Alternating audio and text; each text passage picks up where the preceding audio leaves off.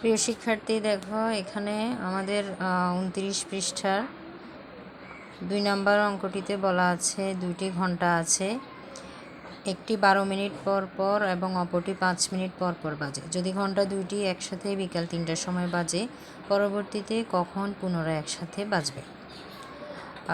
তোমরা সবসময় মনে রাখবে যে পরপর, এত ঘন্টা পরপর বা এত মিনিট পরপর এই ধরনের কোনো প্রশ্ন থাকলে যে পরবর্তীতে কখন পুনরায় একসাথে বাজবে, প্রশ্নে যদি এই যেরকম কিছু বলে তাহলে মনে রাখতে হবে এটা অবশ্যই লসাগু হবে। এখন আমরা লসাগু বলতে কি বুঝি? লঘিষ্ঠ সাধারণ গুণিতক। অর্থাৎ আমরা প্রথম ঘন্টাটির আমরা গুণিতক বের করব, এরপরে দ্বিতীয় ঘন্টাটির গুণিতকগুলো আমরা বের করব। দেখো, তাহলে আমরা লিখলাম প্রথম ঘন্টাটি বাজে 12 এর আমরা গুণিতকগুলো বের করলাম। 12 দুগুণে 24, 3 12 36, 4 12 48, 5 12 60, 6 12 72, এভাবে করে ডট ডট, অর্থাৎ আরও যাবে, আমরা লিখলাম না মিনিট। এরপর লিখলাম দ্বিতীয় ঘন্টাটি বাজে 5 দুগুণে 10, 3 5 15, 4 5 20, 5 5 25, এভাবে আমরা লিখতে লিখতে 65 মিনিট পর্যন্ত লিখলাম। এখন আমরা লসাগু কিভাবে বের করব? আমরা জানি যে এখানে গুণিতকের মধ্যে সাধারণ গুণিতক এবং সাধারণ গুণিতকের মধ্যে সবচাইতে ছোট সাধারণ গুণিতক যেটি, সেটি হচ্ছে আমাদের লসাগু। দেখো এখানে আমাদের সাধারণ গুণিতকের মধ্যে আছে 60 এবং এটি সবচাইতে ছোট।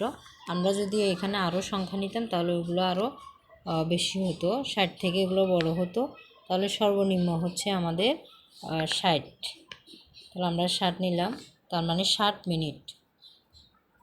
12 এবং 5-এর লসাগু 60 মিনিট।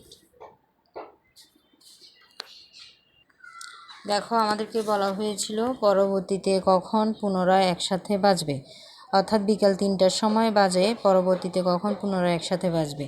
বিকাল 3টায় বাজার পর পুনরায় একসাথে বাজবে 3টা যোগ 60 মিনিট। ওই যে আমরা এখানে লসাগু বের করলাম 60, সেক্ষেত্রে 60 মিনিট। এখন 3টা যোগ 60 মিনিট মানে 3টা 60, তার মানে 3টা 60 মানে আমরা সেটা হচ্ছে 4টা 60 মিনিটে 1 ঘন্টা, তার মানে 3টা যোগ আরও 1 ঘন্টা সমান কয়টা? 4টা।